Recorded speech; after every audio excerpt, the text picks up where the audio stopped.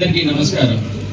ఇక్కడికి ఇచ్చేసిన media ప్రతినిధులకి, electronic media వారికి, పత్రికా మీడియా వాళ్ళందరికీ నా హృదయపూర్వక నమస్కారాలు. ఈ ప్రెస్ మీట్ ముఖ్య ఉద్దేశం వలస పక్షుల అలసట ఆరాటం. ఏంటంటే నిన్నటిదాకా ఒక పార్టీలో ఉంటారు, ఆ పార్టీ నుంచి బయటికి వెళ్ళి ఉన్న పార్టీని విమర్శించడం.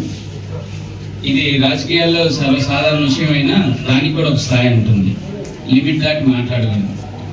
ఆ క్రమంలోనే నేను నా రక్తం చూస్తే ఎర్రగా ఉండదు, పసుపుగా ఉండదు అని చెప్పుకొని తిరిగిన అన్నపూర్ణ సీనన్న ఈ మధ్య తన స్థాయిని వేరే పార్టీలో చేరి ఒకసారి ఏదో మాట్లాడారు. సరే, బయట పార్టీకి వెళ్ళాడు, ఆయన ఏదో తన శీల పరీక్ష చేసుకుంటున్నారు అనుకున్నాం.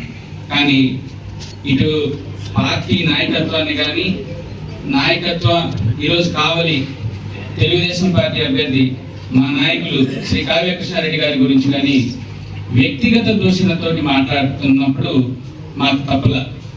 యాక్చువల్గా ఈ ప్రెస్ మీట్ పెట్టి వాళ్ళని ఏదో పెద్దోళ్ళని చేయాలని మా ఉద్దేశం కాదు.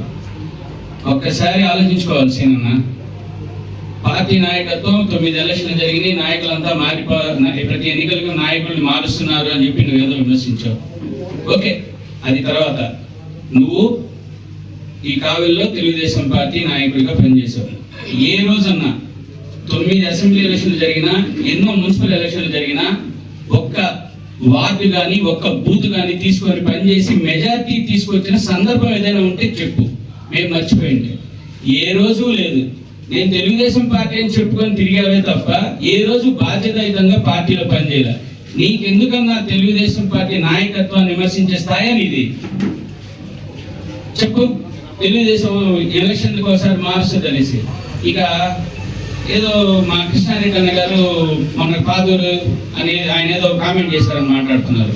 2014 నుంచి 19 దాకా ప్రతాప్ రెడ్డి గారు ఎమ్మెల్యే, 19 నుంచి ఇప్పుడు వైసీపీ ప్రభుత్వం ఎమ్మెల్యే.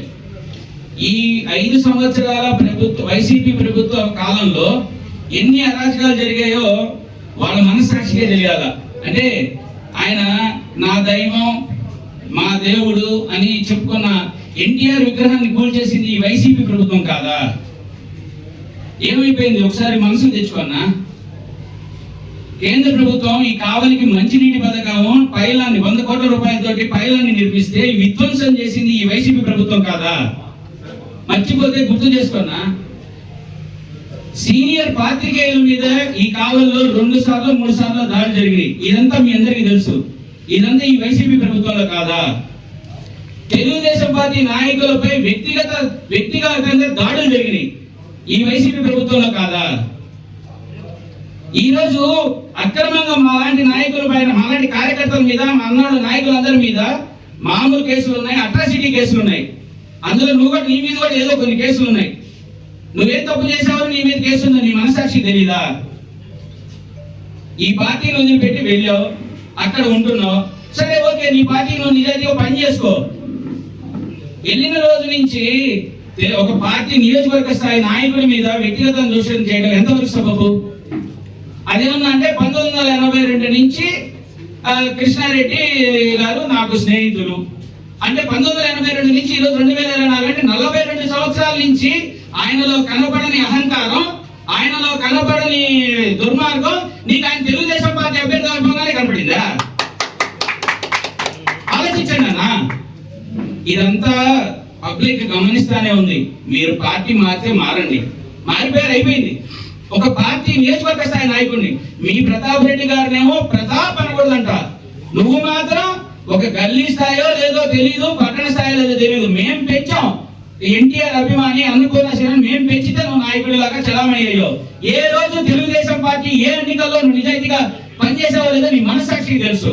ఓటీడీ కాదు, పార్టీ గెలుపు కోసం పనిచేయాలా, ఓడిపోయిన అండగా నిలబడాలా. ఏ రోజు చేసావో లేదో నీకు తెలుసు. మేము ఏ రోజు నేను ప్రశ్నించలే. అలాంటిది తెలుగుదేశం పార్టీ నాయకులు మా నారా చంద్రబాబు నాయుడు గారు ఆశీస్సులతో ఈ రోజు కావలి తెలుగుదేశం పార్టీకి అభ్యర్థిగా కృష్ణారెడ్డి గారు వస్తే ఆయన వ్యక్తిగతంగా విమర్శిస్తావా? ఇన్ని అరాచకాలు ఈ రోజు మీకు తెలుసు. దళిత సోదరుడు కరుణాకర్ జరిగింది ఈ ప్రభుత్వంలోనే. ఇట్లాంటివి ఎన్నో అక్రమాలు చేస్తూ ఉంటే వీటన్నిటిని గత 5 సంవత్సరాల నుంచి మా కృష్ణారెడ్డి అన్న నిశితంగా పరిశీలించినట్టున్నాడు. రేపు జరగబోయే సార్వత్రిక ఎన్నికల్లో ప్రజాహితంగా ఈ ఎన్నికలు జరగాలన్నా, ఈ వైసీపీ అరాచకాలను అడ్డుకోవాలన్నా ఎంతో కొంత దూకుడుతోటి వాళ్ళకి అటాక్ ఇస్తే కానీ వాళ్ళు కంట్రోల్ అవ్వరు. ప్యారలల్ గా తెలుగుదేశం పార్టీ నాయకులకు, కార్యకర్తలకు నైతిక స్థైర్యాన్ని నింపుతూ మనం ఎన్నికల్లో గెలవాలి, ఈ రాష్ట్రాన్ని కాపాడుకోవాలి అనే ధోరణిలో ఈ వైసీపీ వాళ్ళ అకృత్యాలను ఎండగట్టడానికి కొంత దూకుడుతో మాట్లాడి మా అందరిలో జోషం నింపాడు. అంతేగాని ఆయన స్వతహాగా ఒక ఎడ్యుకేటెడ్, ఆయనకి అన్నీ తెలుసు. ముళ్ళుతోనే తీయాలి, వజ్రంతోనే కొయ్యాలన్న ధోరణిలో ఆయన ప్రయత్నం ఎన్నికల సమయం కాబట్టి అలాగే ఉంది. దానికి మీరు ఏదో వ్యక్తిగత దూషణలు దిగి మేము ఎమ్మెల్యే గారి బెడ్రూమ్లోకి వెళ్తాం, బాత్రూంలోకి వెళ్తాం, మీకు అక్కడ సముచిత స్థానం లేదు, మీరు కార్యకర్తల్ని గౌరవించట్లేదు, అదే ముఖ్యము. సుపరిపాలన అందించడం ముఖ్యం. అభివృద్ధి, దాని ద్వారా రేపు జగన్మోహన్ రెడ్డి గారు మళ్ళా గెలుస్తారంట. ఏంటి అభివృద్ధి? మైనింగ్ మాఫియానా, ఇసుక మాఫియానా, జే బ్రాండ్ అమ్మి ఆడవాళ్ళు పుస్తులు తెంచేయడంలోనా, వైసీపీ వాళ్ళ అక్రమాస్తుల్ని సంపాదించుకోవడంలోనా అభివృద్ధి? ఎక్కడ జరిగింది?